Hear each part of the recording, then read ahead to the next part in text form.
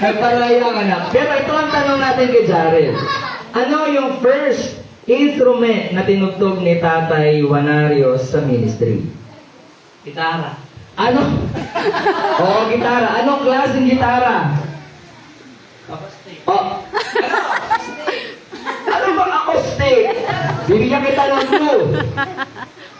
It's either electric guitar or bass guitar o ukulele o bass bako.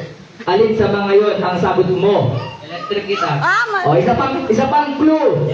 Ito na nga. Ginagamit mo din to. Guitar. Yun, maraming salamat Kuya Jared. Napakagaling niyang sumagot. Tama po yung sagot ni Kuya Jared. Pagkauna-una ang instrument mo na dinugtog ni tatay na hindi niya alam na dinugtog niya rin ay yung bass guitar. Alright, so naman. Pangalawa, bigyan po sa ating kalaman nung pong mga matagal na rin pong panahon na nagkaroon po ng karamdaman ng ating tatay, no? Na talagang pinaghirapan siya ng todo. Pero sa tulong po ng at gabay at pagmamahal natin Panginoon, siya po ay gumaling. So ang tanong, siguro si Kuya Sam siguro, tingnan natin. Kuya Sam, question! Tingnan natin. Kasi ito yung ang tanong, so karamdaman na nangyayari kay tatay, anong taon nangyari yung pangyayari na iyon? 2000? Nakalimutan ko na. Mga 15 yata. Yan. 50! Correct! Medyo yata pa yun ha. Pero tama po, 2015 po, nung po si tatay po ay natetano. No po, ibinaka po ng ating tatay Wanari po yung pong karamdaman na yun. At sa tulong po ng pagmamahal ng ating, sa panalangin po at sa tulong po nating Panginoon, siya po ay pinagaling. At ito ay malakas at sumisipa pa. Amen. And now, ito, si Pantanong, siguro sa apo, at Ate A, halika rito. Question. Ilan silang magkakapatid? Si Amang nakakaalam, si Amang.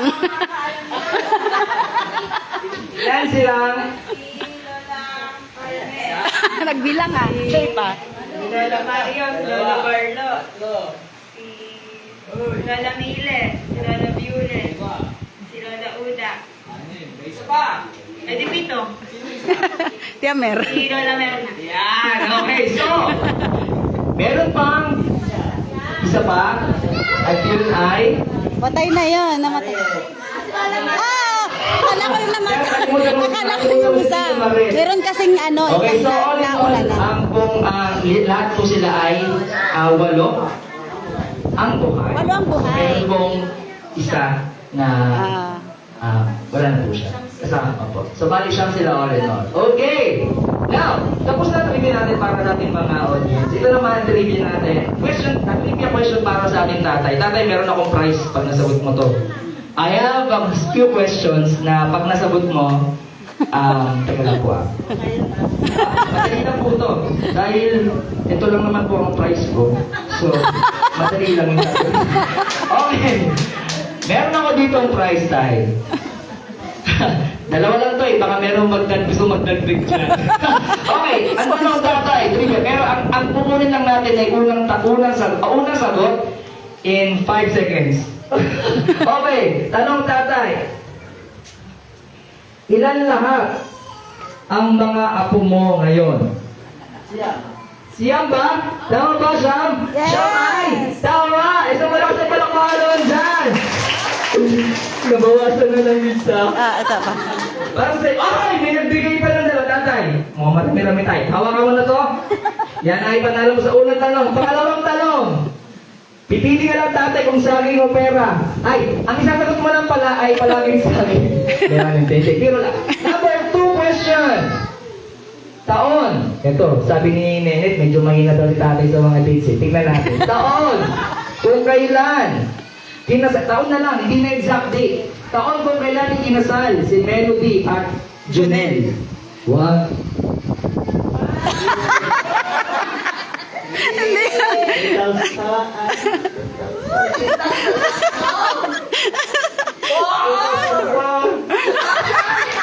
Tama ba? Mali! O, bibigyan tayo sa mapagkakataon, tatay. Taon kung kailan kinasal si Melody at Junel? Uy! 2003. 2003? O sige. Bibigyan kita ng clue, Tay. Hindi to 2008 at hindi rin to 2010. Ano kaya to, Tay?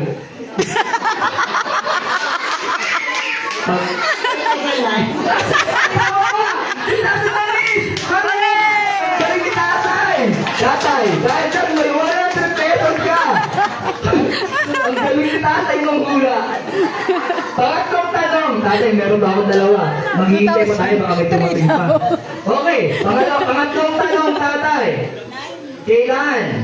O, taon na lang ulit, Tay. Taon. Kung kailan nag-for good si Nenet after niya magtrabaho sa malayong lugar. 2008? 2008! Mali! Oh.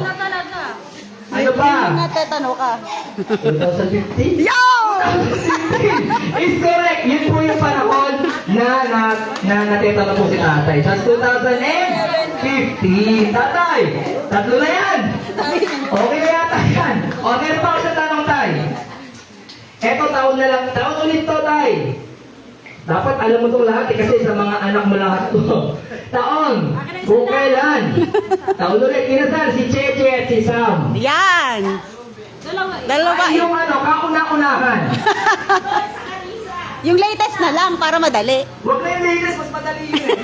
Yung first. 2004? 2004 is? Okay.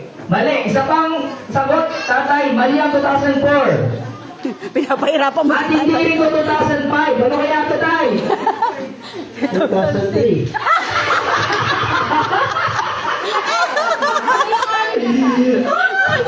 Mali daw. Isa pa.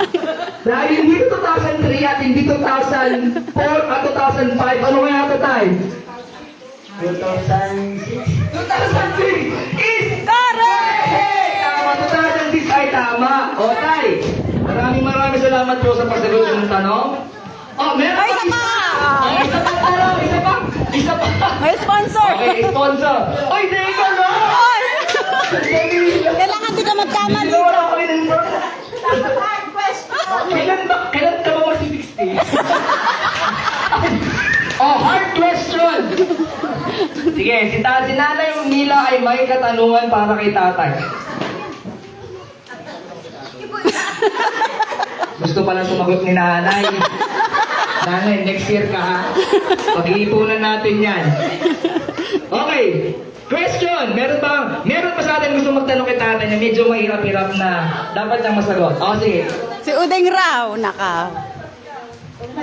Mali yung ano, yung date nung kasal, akin yung dahil dyan. Yung year, mali. Hindi mo na, ano, kailan yung pinanganak ang una mong apo? Anong year? O, teka lang. Kailan ipinanganak ang kauna-unahang apo?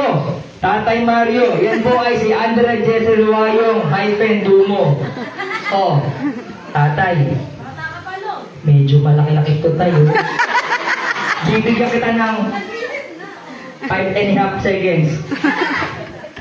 Pag di mo nakuha tayo, akin na ito tayo. 5, 4, 3.5. Ay, kanina pala. Oh my God.